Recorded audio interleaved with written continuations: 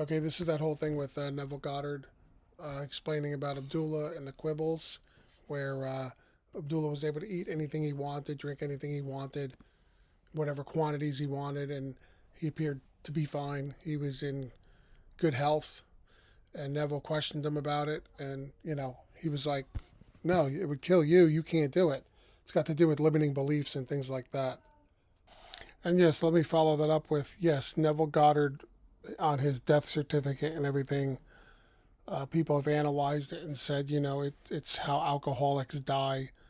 But if you look into the uh, other talks that were done after his death by the guy, Frank Carter, the name, the guy who spent his last Neville's last day with him, he kind of explains all of that stuff. That was Neville's time to go. So, and it had to do with some scriptural thing, the reason how he died, which translates into what they put on the death certificate. So that whole thing, you can't take it at face value. You have to delve into that part of it. That's completely different than what we're talking about here with Abdullah and Quibbles. And I learned so many things from the old fellow. I came back because I wasn't drinking. I brought him two lovely old bottles of brandy, the best that we had in the island, two lovely bottles, and some rum. So I gave him my father's rum, gave him the brandy. A week later, he said to me, "Say, how long do you expect those things to last?" Learned my lesson. I thought he would sip those things for a year. Oh no, they were gone. And he wondered how long I supposed these things to last for him. And of course he really disillusioned me terribly on so many things, because I would go and dine with him. And Abdullah, I was then a strict vegetarian. I was trying to overcome it after I came back gradually. And of course he would sit down and he would have 2 or 3 big shots of rye. I mean big shots of rye. And then he would wash down his meal with a lot of porter, or it wasn't beer, it was ale. And then he would, at the end, like Churchill, a huge big bowl of ice cream. I said, "Ab, how can you do that?" "Oh," he said, "you couldn't do it. It'll poison you because you have quibbles." But you know that God made everything? Everything is God. You're going to see he made something and not the rest? No, God made everything. And he'll send me back to the Bible. Go back to the Bible and read the book of Acts. And Peter couldn't eat the unclean thing. And then the Lord said, "Slay and eat. For that which I have cleansed, I have cleansed." Then a sheet came down filled with all manner of animals and food. And the voice said to Peter, "Slay and eat. For that which I have cleansed, I have cleansed." So he said, "You have quibbles, Neville. With any of your quibbles, it'll poison you." But he would sit down and polish off this enormous meal and wash it down with ale, precede it with 3 shots of rye. And here was a man truly of the Spirit. But if I judge from appearances, I would say, well, he can't be a holy man, for which today I'm most grateful that he wasn't, because he taught me real Christianity. And he was born in North Africa of Jewish parents and raised in a strict Orthodox Jewish home. But he knew more Christianity than anyone I've ever met, because he spoke the Hebrew tongue perfectly. He spoke other tongues, and rabbis would come to study with him. And he and I would discuss day in and day out for over 5 years. Let me also say that, this is something I've had challenges with. This whole idea, you come into this life and, I started off at a certain age, I started putting on weight. And I had great problems with weight when I was a child. And I think it scarred me.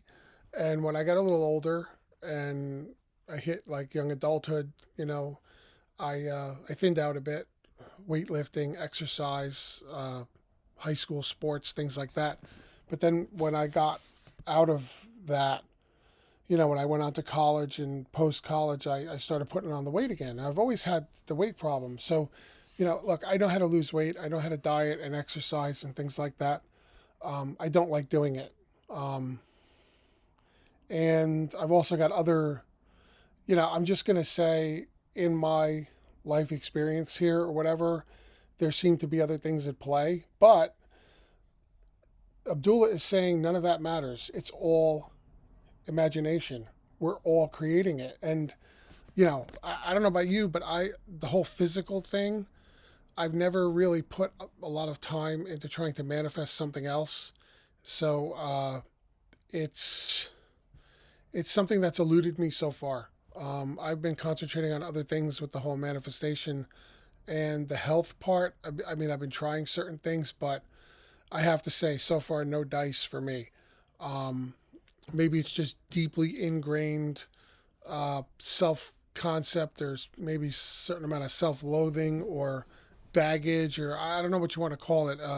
If you have good, positive, constructive input about that, and I'm talking about manifesting, I'm not talking about going on a diet, I'm not talking about running or exercise or any of those regular things that we think of. Those are imaginary. According to Abdullah, they are imaginary. They do not matter. What matters is how you think about it, what you're really manifesting in your life, and that goes for everything in your life.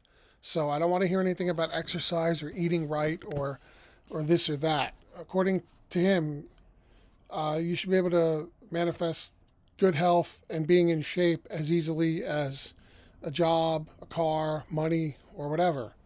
I'm just being honest here and saying, well, aside from that, I haven't put a lot of time into that myself. The time I have put in, I haven't seen much there, but maybe it's probably, it's my fault. I need to work on it more.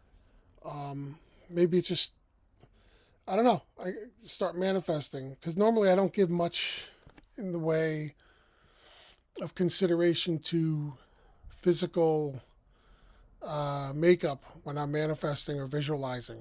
I should probably incorporate that. Like somehow look down and see a flat stomach instead of a fat stomach, something like that. What are your thoughts on manifesting this stuff? Okay, so I'm also going to include a noise reduced version of that clip, just to show you that you can reduce, like that had a lot of echo, right? So I looked up how to reduce echo. It's pretty much just noise reduction on certain parts of the speech where the echo happens, which it was successful. It did reduce the echo a bit, but it also reduces a lot of background noise, but not just noise, the crowd interacting with Neville. And it doesn't have the same feel after that. Like hearing some laughter when he says something, that back and forth with the crowd, you lose that when you reduce too much background, because the crowd is also background noise. But I just wanted to include that for your consideration right now, if you got this far. So it's going to be the same clip you heard, but with more background and echo reduction included. And you'll notice that you can pretty much only hear Neville now. And I mean, that's the most important thing, but I think it takes away a little bit, even though that echo in the original clip annoyed me. But that's just the way it is with the old recordings. They are what they are. And I learned so many things from the old fellow. I came back because I wasn't drinking. I brought him 2 lovely old bottles of brandy, the best that we had in the island, 2 lovely bottles, and some rum.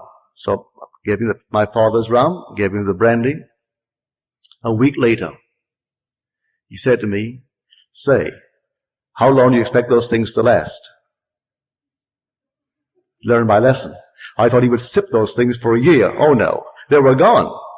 And he wondered how long I suppose these things to last for him. And of course he really disillusioned me terribly on so many things, because I would go and dine with him. And Abdullah, I was then a strict vegetarian. I was trying to overcome it after I came back gradually. And of course he would sit down and he would have 2 or 3 big shots of rye. I mean big shots of rye. And then he would wash down his meal with a lot of porter. Or it wasn't beer, it was ale.